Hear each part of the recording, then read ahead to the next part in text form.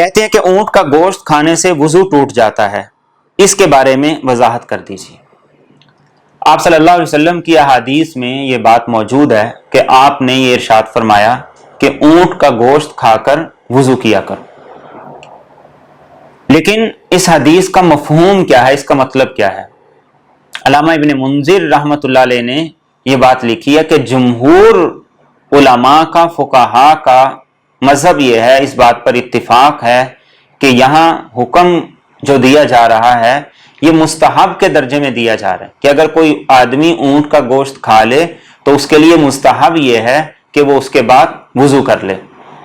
محدثین نے ایک اس کی وضاحت یہ کی ہے کہ آپ صلی اللہ علیہ وسلم نے جن احادیث میں اونٹ کا گوشت کھا کر وضو کرنے کا حکم دیا ہے، وہاں وضو سے مراد یہ ہے کہ اپنے ہاتھ اور منہ دھو لیے جائیں۔ یہ مطلب نہیں ہے کہ پورا وضو کر لیا جائے، اس لیے کہ اونٹ کے گوشت میں چکنائی زیادہ ہوتی ہے، اس لیے آپ صلی اللہ علیہ وسلم نے یہ حکم دیا کہ اونٹ کا گوشت کھاؤ اور اس کے بعد ہاتھ اور منہ دھو لو، کلی کر لو۔ اور حضرت عمر رضی اللہ تعالیٰ عنہ کا عمل ہمیں یہ ملتا ہے، مصنف عبد الرزاق کے اندر آپ کا عمل یہ ملتا ہے کہ آپ نے اونٹ کا گوشت کھایا اور اس کے بعد وضو نہیں کیا، نماز پڑھ لی۔ اس سے بھی اسی بات کی تائید ہوتی ہے کہ اونٹ کا گوشت کھانے سے وضو نہیں ٹوٹتا ہے۔ ہاں مستحب یہ ہے کہ آپ پورا وضو کر لیں تاکہ اختلافی صورت ہی باقی نہ رہے،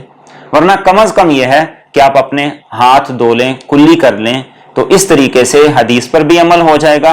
اور آپ صلی اللہ علیہ وسلم کی احادیث پر تطبیق بھی ہو جائے گی۔